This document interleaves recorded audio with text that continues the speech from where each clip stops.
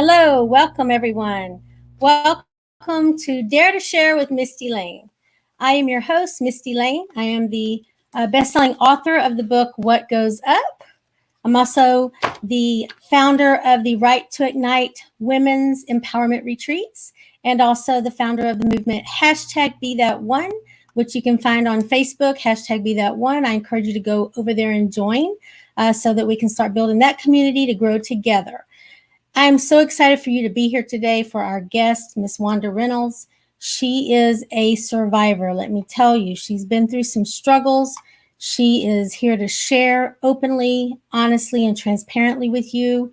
My only hope out of everything with my whole Be That One company is that I encourage you to step up and share your raw, authentic truth so that we can educate each other. And through education, we can learn to judge less and mentor more.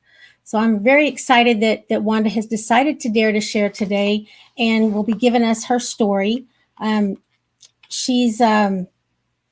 met her recently at the Unstoppable event in Florida, Jason Cisneros' Unstoppable event.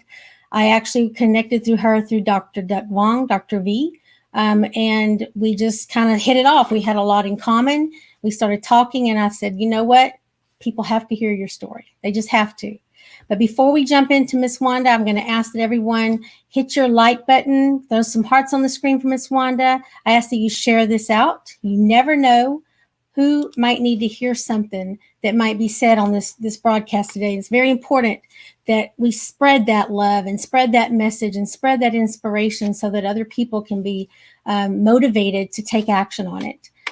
You can also go over to join the hashtag Be That One movement on Facebook. Go ahead and I invite you to do that now. Also, share it out to your family, friends. You can do that through private group messenger, or you can do it right on Facebook, start a watch party. However you want to do it, I just ask that you please get the message out there. Also, if you need to learn more about me, you can go to mistielayne.com is my website.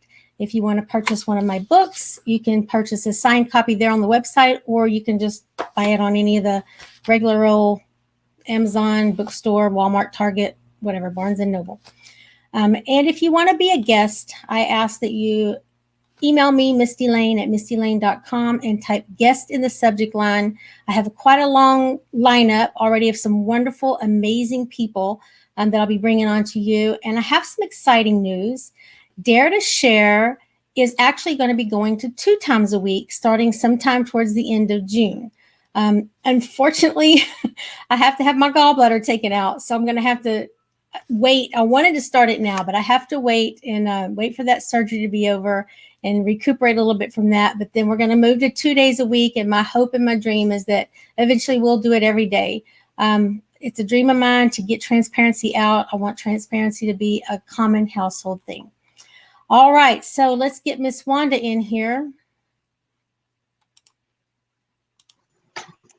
Hi, Wanda, welcome. How are you? I'm good, Misty. How are you? Thank you. I'm amazing. Thank you so much for being here, Wanda.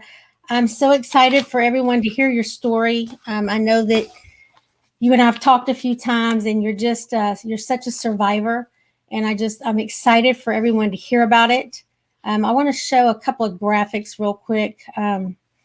Just real quick, I want to just say to the people that are watching that, you were a nurse. You're not practicing anymore. You've struggled with several things, including addiction and I believe cancer and just a list of things, but you've come out a survivor, and that's why you're here to educate and tell other people. First thing I want you to do is just brag on yourself a little bit. I want you to tell us about your accomplishments that you're most proud of in your life, and just real quickly, just kind of brush on that, start out on that positive note for us.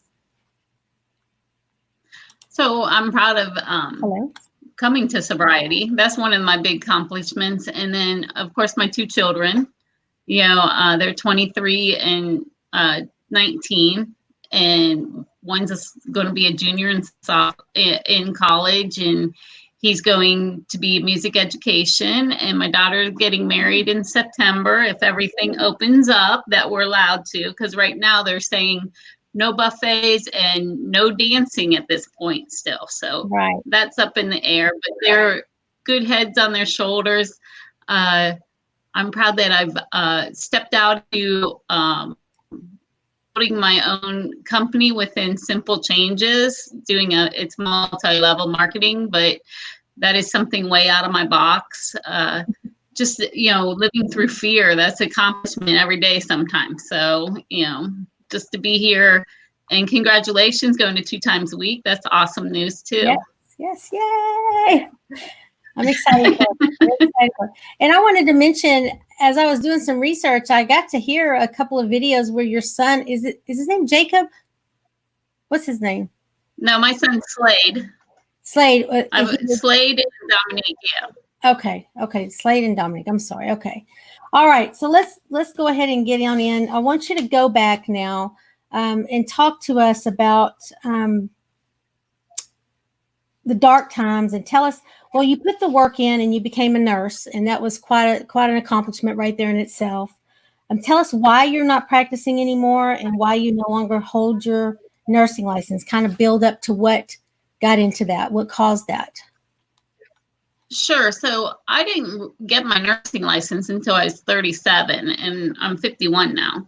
So really, I was on a 17-year-old college plan to get my nursing license. But when, I'd already been not able to cope with life, so on weekends or whatever, I would drink to just relieve the stress. And when I got into my nursing, I actually, I had the gastric bypass, and I actually started on pain medication with that. And now I wasn't on that all the time or anything, but I kind of liked the feeling. And when I was a nurse, then I was actually taking other people's narcotics, and I got caught by the nursing board. So I was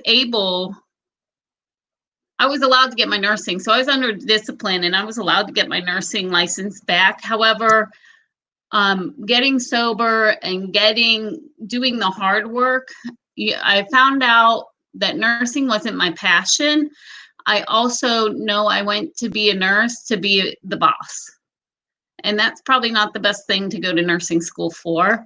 For a long time, I was a nursing assistant. So I was a nursing assistant for 11 years before I even went to nursing school.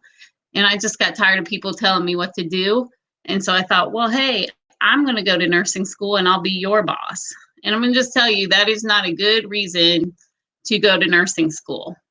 I'm very proud of that accomplishment. I mean, I graduated college with, a 3.4. I had 2 stepsons, my 2 children, and worked a full-time job and went to school full-time. So I'm very proud that I, got through the college and got my degree. However, it just wasn't the profession for me, especially with the reason I went to nursing school. It wasn't because I wanted to be a nurse, and that was my dream as a little girl. It wasn't.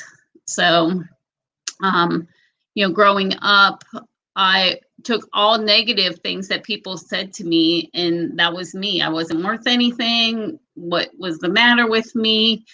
So I always had an internal dialogue of negative. So my first drink was at 15. And at that point, I knew I would drink again, and I went through rehab twice. And at that point in time, I would have told you I didn't drink that much in high school. However, I'll tell you, I didn't drink that little either. Yeah. So was it peer pressure? Was it peer pressure, or you just was curious, or how did you get started with that? Actually, I went to a concert with my older brother, and that's what they were doing. So that's what I did. I wasn't pressured into it. It was just like going along with the crowd. It wasn't like they said you had to do it, nothing, right. But I liked the effect. And then I was a blackout drinker all the time.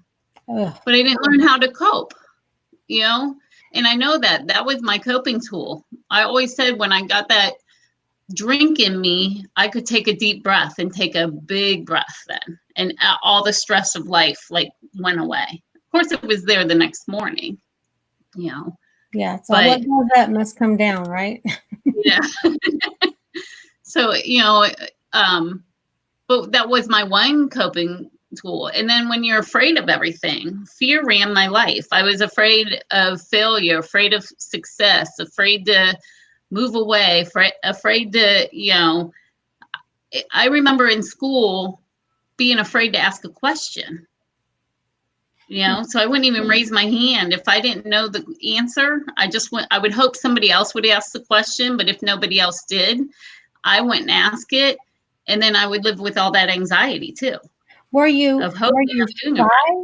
Were you shy? Was it? I know for me today, being overweight, sometimes it gives me fear of doing things where I normally would because of, I'm embarrassed, or I don't feel like I'll look the part, or maybe I won't be physically able to do what I want to do. What do you think it was? What was it? I think it's all of that, because by the time high school came around, I'd already been on however many diets, Now today I know I would have been an average kid. Back in the 70s, I was the fat kid, because times have changed, and I was a bedwetter. Okay. So from the time that I was potty trained all the way day and night, and at some point I started wetting the bed. So then I always got that same, what's wrong with you? Why can't you stay dry? I couldn't go to friends' houses and spend the night. Now they have pull-ups. Nobody needs to know the difference. Yeah, nowadays. But in the 70s, it's not like that. And it's nobody's fault. It was just my internal thinking and in my internal dialogue to myself. And I couldn't get over that. So I didn't fall in any group, but I got along with all groups. Right. But it was just, it was always looking for love, looking for acceptance, I was always looking for something that I didn't know I had already in me, So, I drank a lot, life went on. I met my daughter's dad. At that point I had tried crack, but I wasn't a crack smoker at that point or anything. He was, but and he was physically abusive, but he left when she was 14 months old. So now I'm a single parent, thank God for my parents. They were, they watched her, they helped me out and all that kind of stuff. And then I met my ex-husband, and he, I don't know, something changed. I don't know if it was me that changed, him that changed. Somewhere it just didn't work out, but it was always, everything was my fault. The bills didn't get paid, it was my fault. If it wasn't this, I would say, let's sit down together, let's pay these together, let's do this together. But it never happened that way. So, my go-to was always to go out then. Well, if you're not going to, then I'm going to just go out and drink. And at one point, after my nursing license were in discipline, I was at my friend's house and they were smoking, and I said, okay, let's go. And I started smoking crack at that time. And I'd put the drink down because I couldn't afford both. I couldn't afford the other either, but I still, went out and did it, and by this time, I'm not a nurse now, I'm working at Burger King. That's quite humbling to go from here to here, but it's what I needed. So that brought me to my knees. I know you said you had lots of years. It only took me 10 months for it to bring me to my knees, and I was in my first rehab, and my parents were like, here's the number. We're not saying you have to go, but here it is. And I did, but I wasn't totally honest when I went that first time either. And when I came out, I was still right back in the same boat. It's never good that your drug dealer doesn't need to know how you're doing after you get out. They just don't. because it's always easier to pull somebody down than to pull them up. Right. And we need to help people and pull them up instead. Got you. Hey, let me stop you right there for a minute. I want to say hi to Miss Caroline, Shannon Fruget, Billy McElroy, and all the other people that are out there on Facebook. I see you. Thank you so much for joining us. And Wanda, I just want to ask you, because there might be somebody watching that might be going through something similar, either for themselves or for a family member or a loved one. Tell me about when you went to rehab. Were you wholeheartedly in it to get better? Were you doing it to get everybody off your back? What were your thoughts and your actual motives and in your heart, your intent in your heart the first time you went to rehab? The first time was to get everybody off my back. Yeah. You know, I only put maybe 75% into it. And I went to an in-house rehab. So I was gone for 5.5 months. But I tell women now, when they can't wait to get out, I said, live within the 4 walls. Life still goes on. You know, we didn't participate in life when we were out there. I didn't. Life still went on. You know, it was, the kids could go, oh, you want to go to your cousin? Sure, you can go. Oh, you want to go to your friends? Sure, you can go. Because I didn't want them around me doing what I was doing. Right. So life was still passing me by. And really the second time when I went in, it was, I was more broken because I got out in July of 2011 and I was right back in there in January of 2012. And in that 6 months, yeah, I was more broken. I could have killed somebody the last weekend I was out. I know that. I know I have that in me, you know, because it takes me to that black place. A dark, dark place. And I always tell people when I was in jail, when I went to prison, my defense was I would tell people, you know, not never being there before, being scared, not knowing what was going to happen, you know, if I was going to get, you know, beat up or whatever. And I would always tell people, don't push people's buttons because you never know what that person's been through, and all the anger and all the resentment that they have bottled up inside of them, they may take somebody down with one swing. So I was that person from all the domestic abuse. I had so much rage and anger in me, just like you said. I could have easily, if someone had come at me in prison, it would have all come out. And it would have been a great release for me, but I mean, it's not good to do that, of course. But I understand exactly what you're saying with that, because you just build that stuff up, and it, you know, especially with the abuse, the way they manipulate and they play on our insecurities, that they have us brainwashed that we're just not worth anything, and it's so hard, so hard. I commend you very much for everything that you're going through and that you've risen above, recognizing all the little intricate parts of it as well along the way. Yeah, and the nice thing is I know it's me. It wasn't anybody else. It's just the way I thought of things. So, you know, there's nobody to blame but my thinking. Do I forgive people for anything else? Yeah. You know, I know people can change because I did. You know, you just have to have that willingness and be able to do the work to change from what you were to what you are now, and just continue working and to continue learning. I always say where my wisdom comes from is from listening to other people. I didn't have to reinvent anything. I just have to listen to it, put it into practice. And if I can help somebody else and they listen to it, they always say when the learner is ready, the teacher will appear, you know, and finally I was ready. So, you know, thank God for those blessings, and I was willing.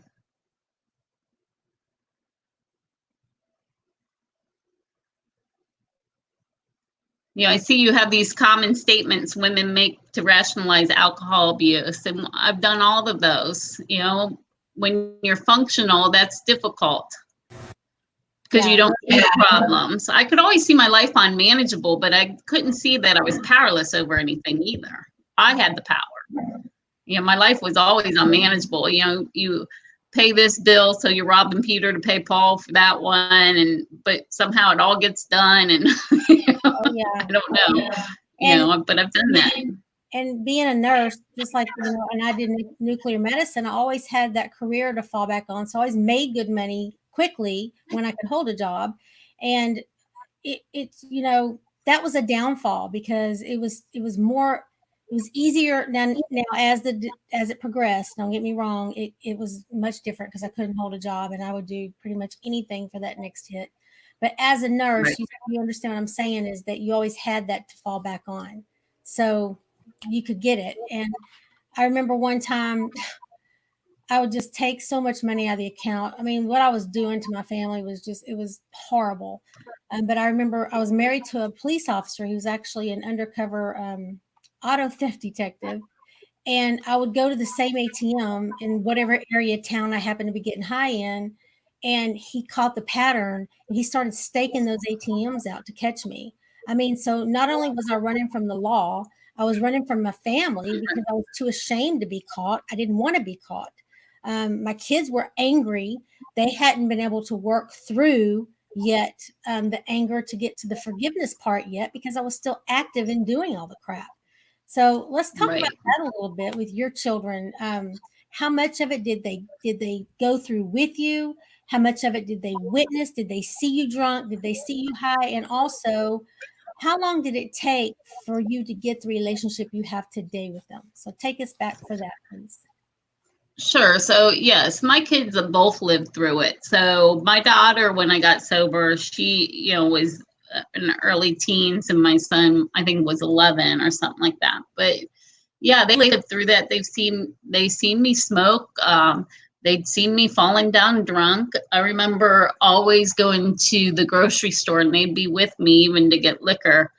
And I remember the disappointing face on my daughter's face when she noticed I had a bottle with me, because I would try to distract them, like, hey, look over there, or, oh, did you see that? So, and in my mind, I'm telling the cashier, please hurry up and get that in the bag before they see it. And unfortunately, they seen it. I always love my kids? Yes. When they say, how can people do that? That obsession and that compulsion takes over, and everything takes the back seat to that, no matter what. So you destroy all your relationships, family, friends. I have friends back then that, I still don't talk to, or they don't talk to me, and that's okay, because that's their right.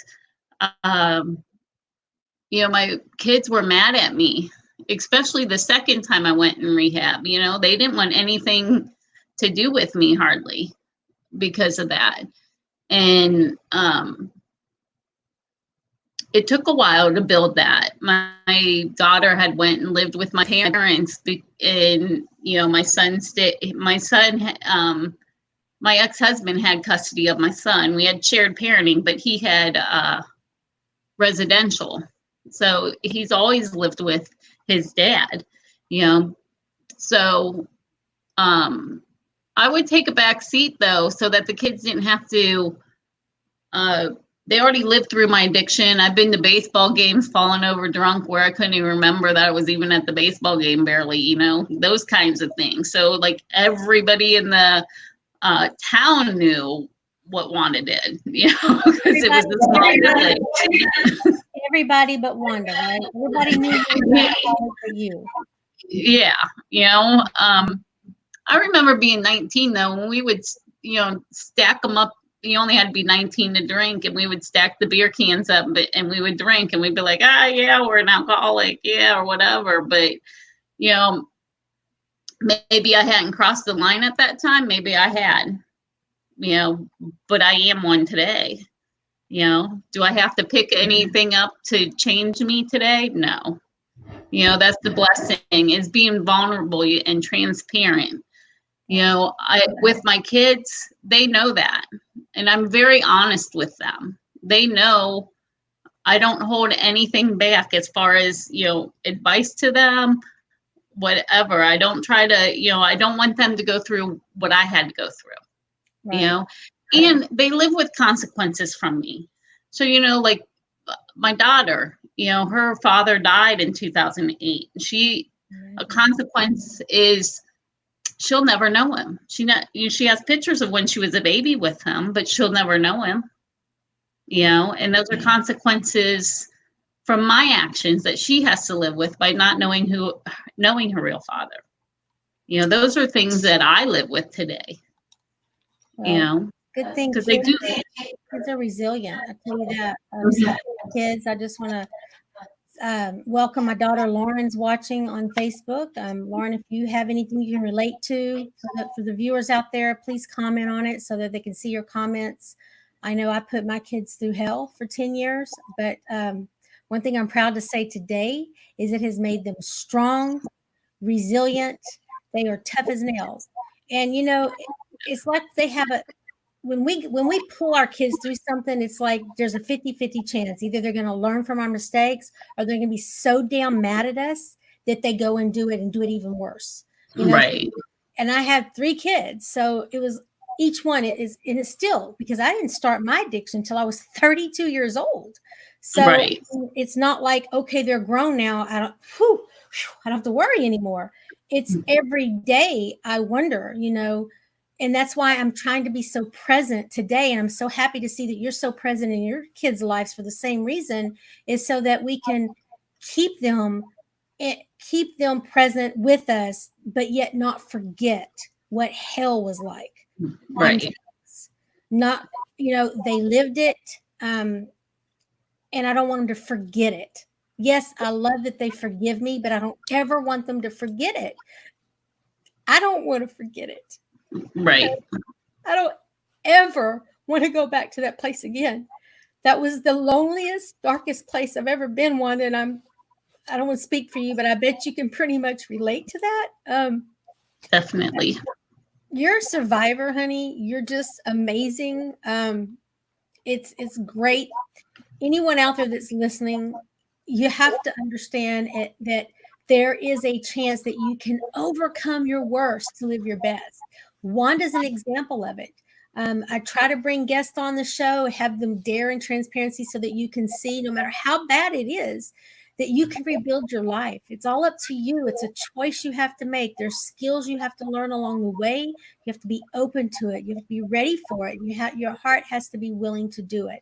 So Wanda, I want to thank you for being here. LaWanna Bradford, thank you so much for joining. Caroline Brown, Billy McElroy, Lauren Perez is my beautiful daughter. Shannon Fruge is still here with us. Wilson Sam here. Hi, Sam. Great to have you. Phyllis Gilbert's here. She said, thank you so much for sharing. She can read. LaWanna said, Mistie, thanks for sharing this on our Celebrate Your Woman Embracing Wellness page. Please IM me and let's chat. I'd like to learn a bit more about you and what you do. Thank you, LaWanna. I appreciate you being here.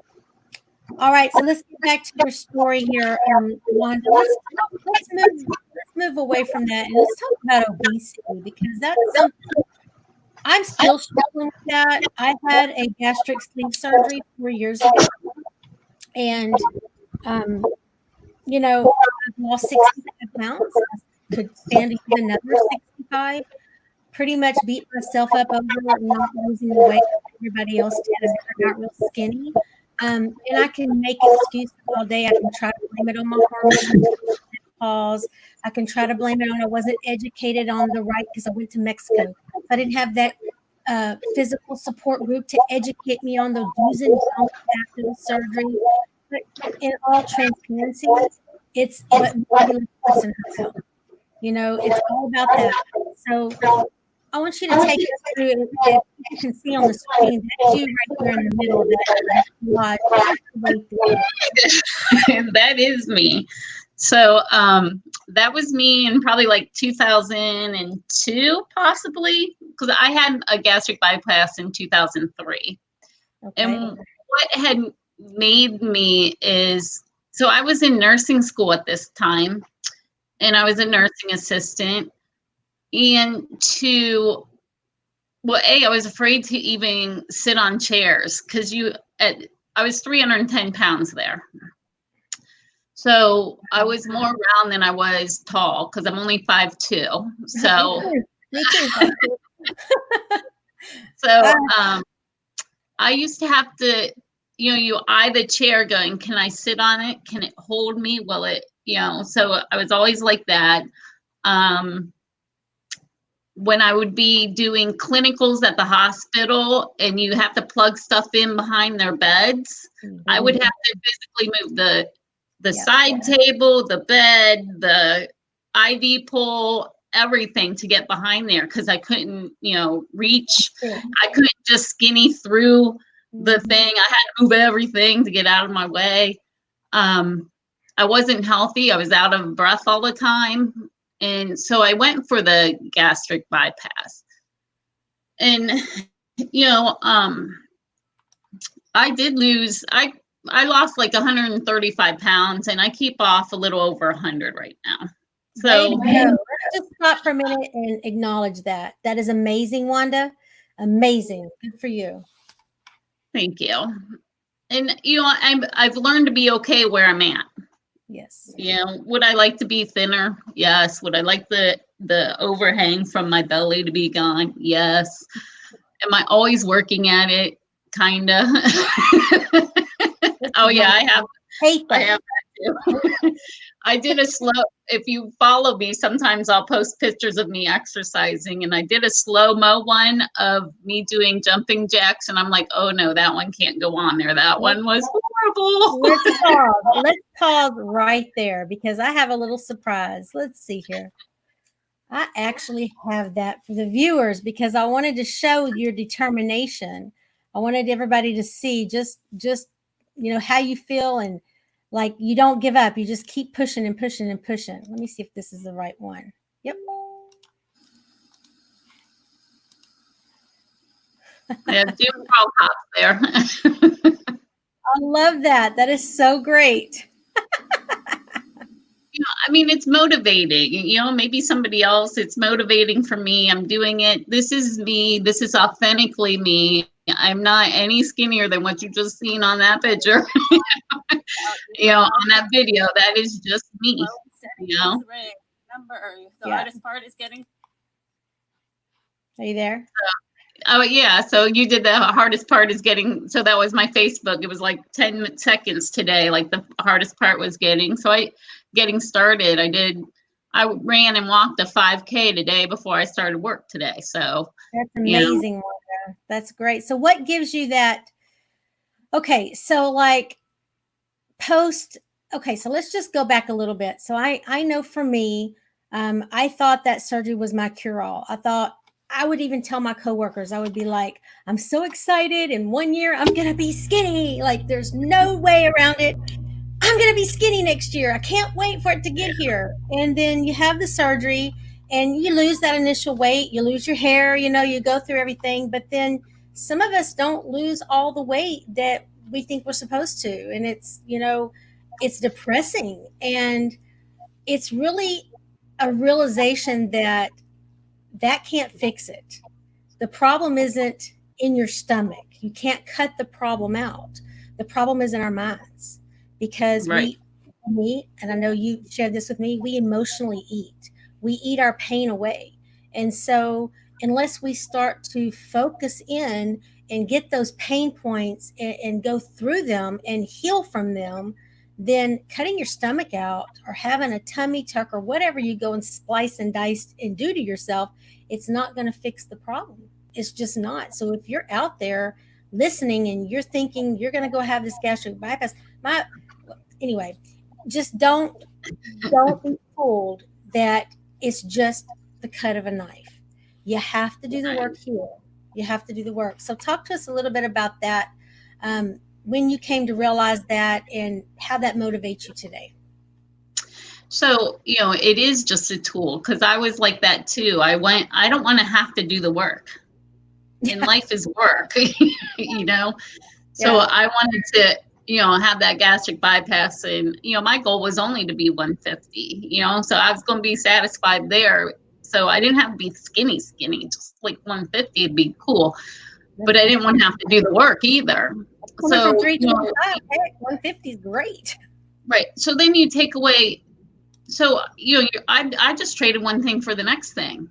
So I always say my first love was food. Yeah.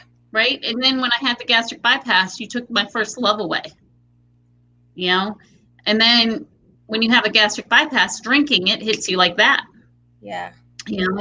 So now I have this. Well, you know what? I did gain weight after I got sober. Well, now let's go back just for a minute. So so when you had the gastric bypass, did you relapse? You were drinking again after that? No, well, I'd always drank, but you know what? After I had the bypass, I didn't drink for a while. But then when I started drinking again and it hits you like that, then I think it took it off even to a next level. Another level. Yeah. Absolutely. Yeah.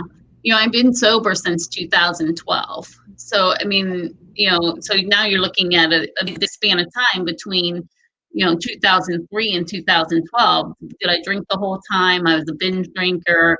I went from pills to, crack to, whatever, anything to take me out of me. And I'm the problem. But, after I went to rehab and got sober, the next thing I know, I'm gaining weight again. And I'm like, I can't get back to where I was. That kind of defeats the whole entire purpose of having the bypass. So I actually had to take that under control, and I was back up to like 260. And so I've lost, a good chunk of weight, and I've just kind of been hanging around this point at this time. But I know it's my thinking again. And so now I've learned. So I moved to Florida about a year and a half ago. So my kids are in Ohio and I'm in Florida, but I was always afraid to do anything. And I have the blessing of my kids to be down here. But then I get down here and I get stuck in the same things though. And I'm like, no, I can't do that. My mom had Parkinson's and I see older people that can't move and I'm like, I can't be that person. So that's why I exercise. I don't want to be that person. I want to keep moving. I want to feel good. I get more energy when I do that. It does away with depression. It does away with anxiety. It does away with all that stuff. And I'm not afraid to go out there and dance down the street while I'm listening and running or whatever. I've come to realize it doesn't really matter what other people think either, So what matters is what I think about myself. And so I do that work and, I pick up books now. Dr. V, the bounce check to private jets, I've read that one. Yours is coming. And just to see how other people have dealt with life. And I've been trying to apply that to my life, like where do I want to be in X amount of years?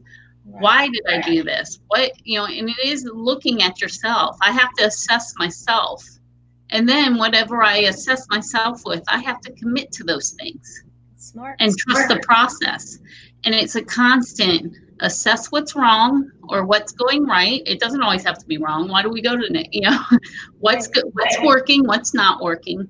What do I need to do next? And commit to it. I have trouble with committing sometimes. I have like that, I'm good for 2 days and then I'm like, I'm right off veered off path again. I'm like, wait, I just committed 2 days to do this and it's 2 days later and I'm done. And I kind of have to keep always doing that, is to assess, commit, and trust. Assess, commit, and trust, And sometimes I get stuck in the inaction. There's where, the inaction of things. Where, it says we only have to do so much action, and I believe in God will take care of the rest, but I have to do some of it. I can't just sit on the couch and go, why is it this way? And I'm not willing to do anything. Sometimes I just have to, I don't know if you've ever heard of praying for the willingness to be willing. Okay. So sometimes I just have to pray for the willingness to be willing to do whatever I need to do. Well, I can tell you, I'm guilty of, even today, I've done it a few times. I'm guilty of sitting on the couch. I don't sit a lot, but when I do, I'll run across an infomercial. Those dadgum infomercials. They're like brilliant in how they just pull you in and suck you in. But I'll be sitting there watching these beautiful women work out and they're healthy, and I'm thinking I want to look just like that. Like I'm actually doing something by watching them, and I'm feeling good about it. Like I've done something today, and all I did was watch film. I mean, how many of you out there, throw me some hearts up on the screen, guys? If you guys, am I crazy? Am I a lunatic? Or does everybody go through this? Like, you think if you watch one of those 30-minute TV workouts that you've really done something, or, you pick your up and lift it a few times, but you don't stand up and get up off the couch, right? Right. How many of you have done that? I'm daring you to share and be honest in the comments. Let me know if you've done the same thing. And that's the thing, is being honest with yourself. Like, I have to be honest with myself. And sometimes I just, am I working on things? Yes. Sometimes do I not work on things? Absolutely. Do I stay stuck in things a lot longer than I should? Absolutely. Sometimes God has to kick me in the pants. I had an example of this with my nursing license. I was on the exclusion list, which is where you can't work anywhere that's Medicare or Medicaid. Yeah, see what happened. It happened. I was working as a trainer for Medicare, and I could get my license. I could get my stuff back, but I was afraid they would find out if I mailed in the thing. Well, guess what God said? It's time to deal with this. They found out. Luckily, I was a good employee, and the people we contracted with said, let her have the time off and get this straightened around and she can come back. But but God was like, it's time to deal with it. And sometimes that fear, that paralyzing fear. I had the envelope in my car even for 2 weeks that I hadn't mailed. Like, that's how, but that fear grips me, and then it stops all things when I'm afraid of something. I like how you told me fear paralyzed you. I like that, because fear for some of us is just a back thought, and we're able to plunge right through it. But then for some of us, fear is paralyzing. Like, we get stuck in it. We don't know how to get out of it. And for me, I think a lot of my problem is and Lauren Harris, Lauren Michaels Harris, I love him. He was my coach for a long time. He taught me to see in myself that I was fearful of success. And I don't know if it was I felt because of all the domestic abuse, maybe I didn't deserve it. I wasn't worthy of it. But I actually literally feared being successful. I mean, how crazy is that, guys? You don't that's that stinking thinking you hear about, right? Well, and I don't think we're afraid of failure. We're used to that. Yeah. So it is a success, and we don't know how to handle that. When we met at Unstoppable, I didn't know anybody when I went there. Dr. V was speaking. I just, I was on the website probably like 10 times going, should I, shouldn't I, should I, shouldn't I, should I, shouldn't I? And I finally just did it. And then now I'm in with 100 people that I don't know. Right. And by myself. And I'm like, so I had to fight through that, you know. John Duffy would check on me. You doing all right? Every day he'd check me. I'm like, yeah, I'm okay. I'm glad that we met. I'm glad you did. Yeah. We're gonna. I want to get to the good stuff, so I'm gonna move us right along. And we haven't even talked about. I'm gonna let the viewers know. On top of everything else, Wanda, that you survived through all the struggles that you survived. Just when you think things are going good, recently in your life, you were diagnosed with colon cancer. So tell us how you kicked cancer in the ass. Let's hear about that. So, I'm at that age when you have to go get those, they recommend the colonoscopies because we're about the same age too. So, I went for my routine colonoscopy and I had polyps. So they took the polyps off, and next thing I know, I get a call on, I want to say June 11th of last year, actually. And they wouldn't leave a message. It was like three messages that same day saying the doctor wanted to see me today, which means no good in my book. Like, if they're trying to get a hold of you. Right. So on my way to work, I stopped at the doctor's office, and he told me they found cancer in one of the polyps, and it was on the burn mark where they cut it off. So they couldn't determine if they got the whole thing that was just in the polyp or if it was in my colon too. So had to go see a surgeon, and this is how God takes care of you, though. So I go to the surgeon. I go and have another colonoscopy so they can mark the spot where all the polyp came off of. And when I went in, my dad came down for the surgery. And when I went into surgery that day, there was no markings. They couldn't find one marking on the inside or the outside. So they actually came out and asked my dad. They called the gastroenterologist. He's like, no, it's right there. I marked this, this, and this. And the surgeon's like, I can't see any of that. And so they asked, do you want us to do a blind cut or leave it? So they, my dad said, just leave her alone. So, not even having a marking there, people are like, well, I've had people ask me, are you going to sue them for like being false? And I'm like, no, I call that a miracle. I have my best friend has stage 4 cancer. I was able then to go on my 2 weeks off and go up there and spend time with her and go to some of her doctor's office with. And I said, how do I end up with this cancer and you get this? I mean, like who compares that kind of stuff? We're always comparing. But you know what? Mine, I say God just made, it was just a miracle, and I've been back for a colonoscopy. Everything's clear.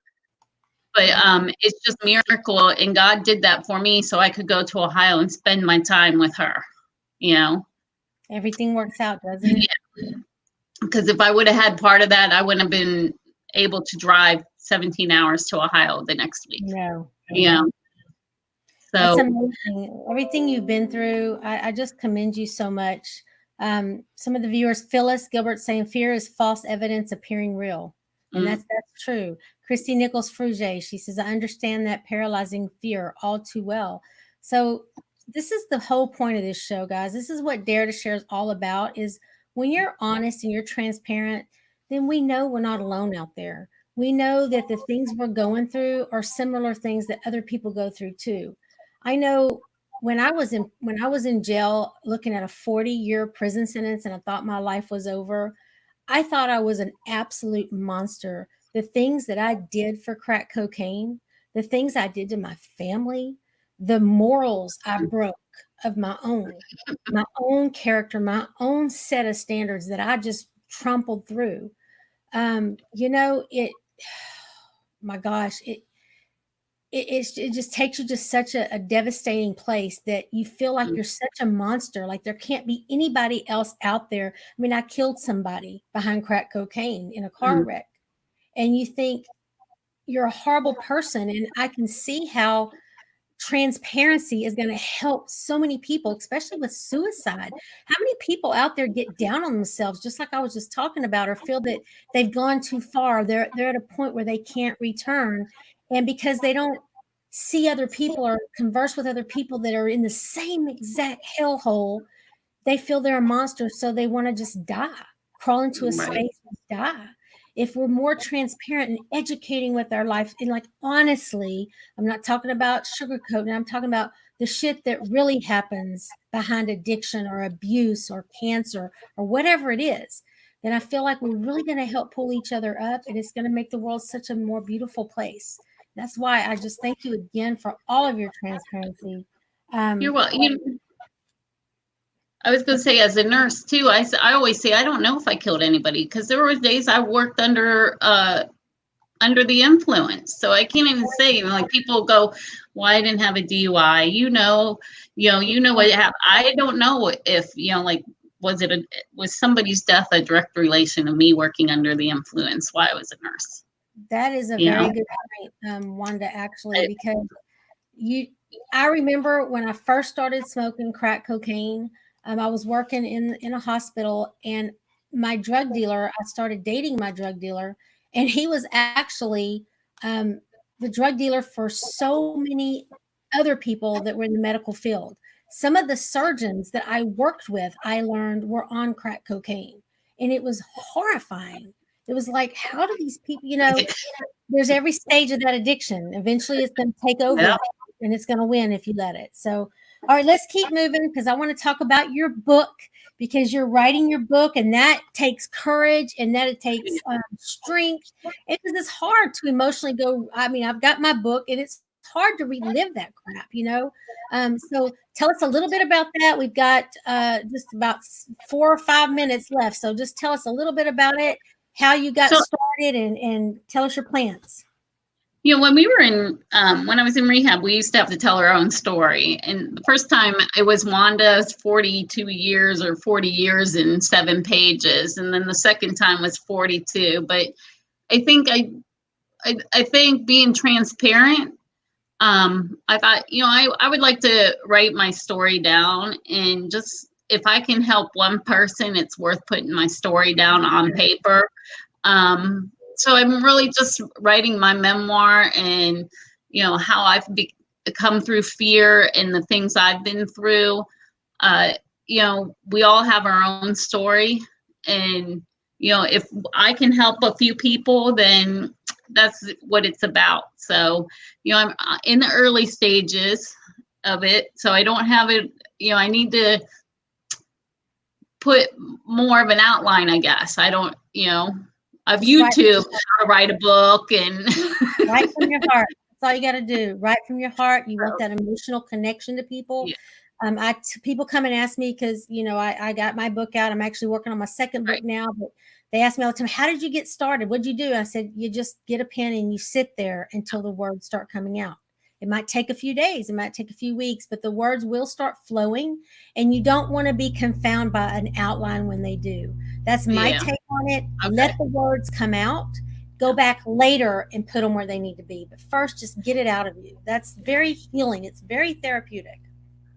And then you have so in rehab, that was my affirmation every day. Today is the key to my future. So I only have to do today what I have to do today, and I don't have to worry about tomorrow. Absolutely. And then the next day I just do, today is the key to my future, and so on and so on. And it gets me through a lot just by going, I only need today. Just stay in today.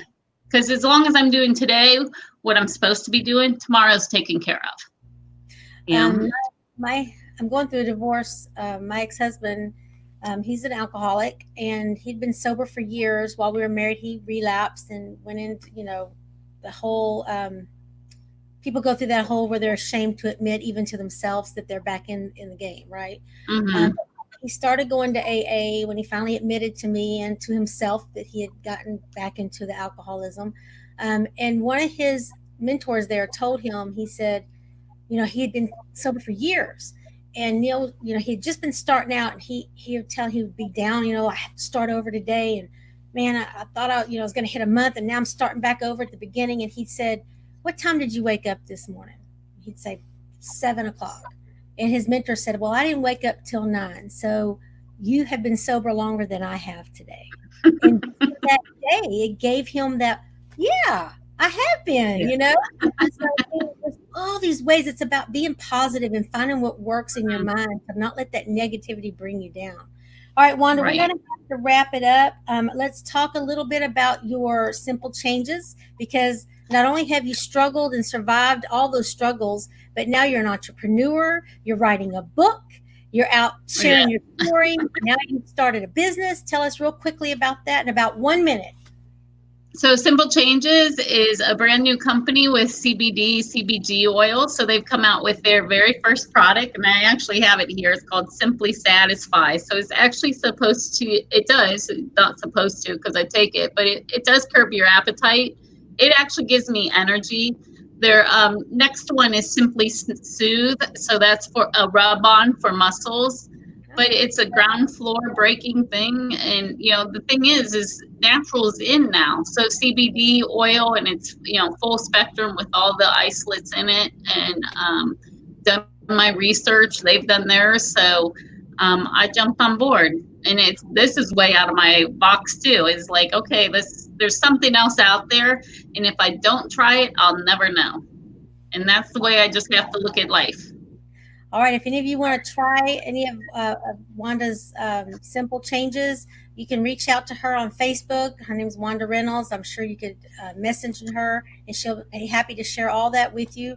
Our time is up, sweet lady. I'm so sorry, but I am just so thankful you were here. I know that you've inspired one of one of our people commented, Miss LaWanda Bradford from the she is from the Celebrate You community, women's community, and she said she knows that your story has inspired people just on her in her group today. And I thank you, Christy Nichols, Fruge, thank you. She says she loves that. Kessa Goodens, hi Kessa, how are you? Thank you for being here. So you've really helped a lot of people today. I encourage you to keep sharing your story. And anyone out there that has a story to tell, I dare you to share with Mistie Layne. If you want to be on the show, email guest in the subject line to mistielayne@mistielayne.com. You guys have a beautiful, wonderful day. Wanda, I'm going to have you back again sometime down the road, and get out there and just keep on surviving, lady. Thank you. Thank you. All right.